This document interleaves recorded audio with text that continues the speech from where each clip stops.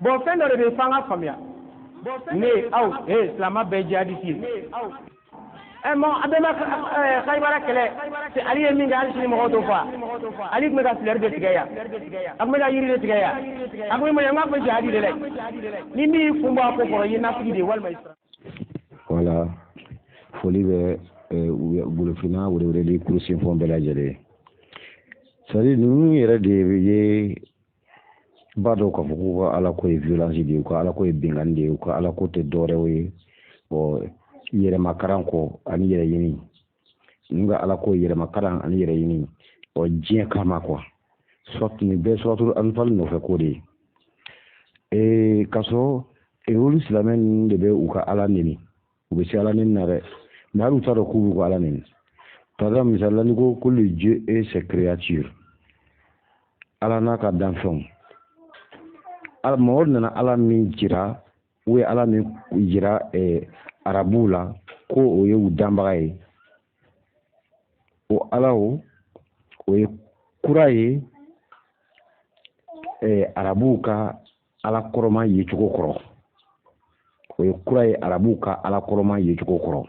wa arabuw ka ala kɔrɔma yecogo ka fisa ni mamadu ka ala yecogo ye parce que arabuw ma ɲɔgɔn joli bɔn u ka boliko la u ka ala ko la ko ala y'a fɔ u ma ɲɔgɔn joli bɔn donc sebaga ɲini de tun don ka mɔgɔ tɔw maîtriser ka mɔgɔ tɔw dominer sebaga ɲini dɔrɔn de tun don o kan o de la i b'a ye k'a fɔ diinɛ ninnu ma créé foyi kama c'est pour les surtout kɛrɛnkɛrɛnnenya la ni silamɛya ta a créé pour canaliser et maintenir les plus faibles en esclavage c'est-à-dire ka mɔgɔ tɔw tintin jɔnya la l'islam même c'est l'incarnation de l'esclavage silamɛya o de ye quoi donc c'est-à-dire wa yecogo ye bɛnkanni dɔrɔn de ye quoi donc i ye nin ye sisan i b'a ye k'a fɔ olu ka ala tɛ se quoi se yɛrɛ de t'a ye se t'a ye il faut k'a ka dɛmɛ de a se t'a ye a tɛ se ka mɔgɔninfinw canaliser ale tɛ se quoi donc bandi damaw de fara ɲɔgɔn kan ka mɔgɔ bin mɔgɔw kan ko ale tun bɛ fleur de coiffe wa donc nin ba taara diɲɛ ka lajɛ maalankolon maa siri tigɛlen baarakɛbali son ka dumuni k'i fa dumuni na k'i bo kɛ ka taa jɛnɛya kɛ k'i sigi misiri kɔnɔ mɔgɔ ma ne na a ka baara bannen filɛ nin ye mamadu y'a yira k'a fɔ ko ale ka ala ko o ye ala in bɛɛ fa de ye o ala in bɛɛ la hakilitigi de ye k'a sɔrɔ olu bɛ fɛn min f'u ka ala ma mɔgɔ de don mɔgɔ yɛrɛ ka fisa n'a ye nege b'a la a bɛ dimi a bɛ funu kɛlɛ bɛ k'a ye o de ka d'a ye donc o bɛ se ka kɛ ala ya o bɛ se ka arabu ka ala ye mais o bɛ se ka kɛ mɔgɔw danbaga ya o tɛ mɔgɔw danbaga ye o donc alors que olu ka ala kɔrɔman tun bɛ jate minɛ min kɔnɔ o ye u bɛ ɲɔgɔn dankun a kɔnɔ quoi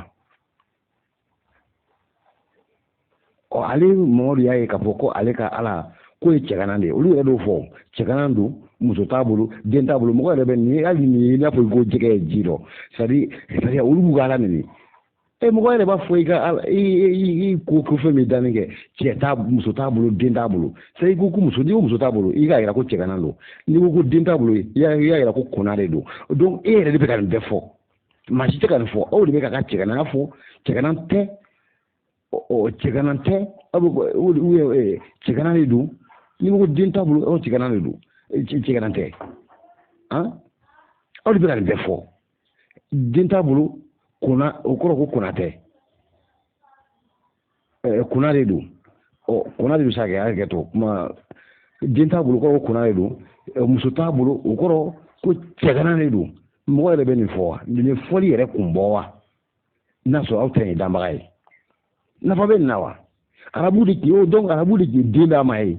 arabu de k'i ba d'a ma ye arabu de k'i muso d'a ma ye olu ka livre ye nin fɔ ça veut dire arabu yɛrɛ de t'a la quoi livre yɛrɛ t'a la livre ye arabu ta de ye quoi donc ni mɔgɔ nana ka arabu yɛrɛ cadrer anw tɛ quoi donc an b'a dɔn danbaga valeur ka bon nin bɛɛ ma c'est lui c'est la force c'est la force sur tout il a la force sur tout il a c'est la force de la nature c'est la force de la nature. Donc mɔgɔw de b'a tɔ kɛ u ɲɔgɔn cɛ. Donc olu ta sigilen don binganni de kan n'o ye ɲɛnamaya ko ye. Mɔgɔw de bɛ ɲɛnamaya ko ɲɛnamaw bɛɛ sigi sen kan. Olu ka ɲɛnamaya sigicogo de filɛ nin ye n'o ye binganni ye. Donc arabuw ka ala tɛmɛlen ninnu joli tun tɛ bɔn o ye i n'a fɔ mɔgɔw ka ala. Mɔgɔw ka ala fo mɔgɔ joli de ka bɔn ale ye, fo mɔgɔw ka ɲɔgɔn faga ale ye, walasa ale ka alaya ka dɔn. Ale ka alaya yɛrɛ sigilen don ale aw yɛrɛ ɲumanna ko olu bunama dɛmɛ ɲɔgɔn ka ɲɔgɔn joli bɔn k'a fɔ ko se b'o ala ye. C'est-à-dire mɔgɔw ka ɲɔgɔn joli bɔn o de y'ale ala ka se ye. Mɔgɔw ka ɲɔgɔn joli bɔn o ye arabu ala ka se de.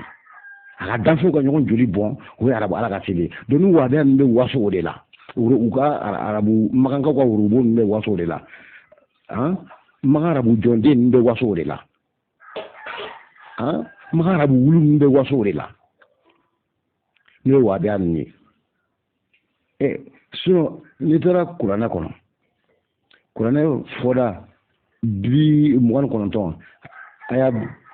lafari 61 i b'a ye o la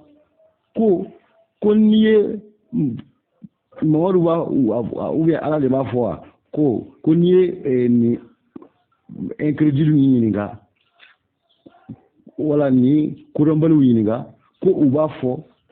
ko n'i ko ko jɔn ye dugukolo dan k'u b'a fɔ ko ala, ko n'i ko ko jɔn ye san ni dugu dan k'u b'a fɔ ko ala. A bɛ i taara kuranɛ o aya 36 na a b'a fɔ ko n'i y'olu mɔgɔw ɲininka ko jɔn ye sankolo dan qui a fait descendre du ciel ou bien ko maa min jɔn bɛ ji lajigin ka bɔ sanfɛ k'u b'a fɔ tuguni ko ala. Donc ça veut dire que olu bɛ ko kalama u b'a dɔn k'u danbaga de u ka danbaga dɔ dɔw kɛ mais Mamadu ka ala o représente ninnu violence de. Arabu yɛrɛ b'a bɛɛ dɔn mais i nana k'i ka ko organiser k'i ka ala ko sigi joli bɔn kan. E ko se bɛɛ b'i ka ala ye, e ka ala a ka ala min dɛmɛ foyi la fo mɔgɔ in joli bɔnni,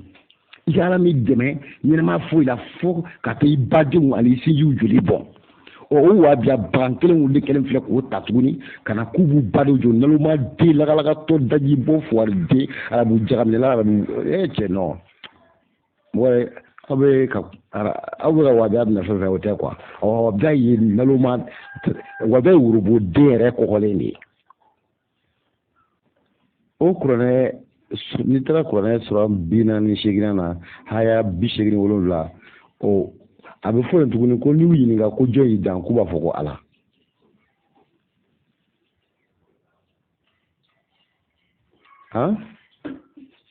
O bɛna fɔ ko ka ala waleɲuman dɔn jɔn y'a ko ala yɛrɛ bila danni na, jɔn y'a bila danni na,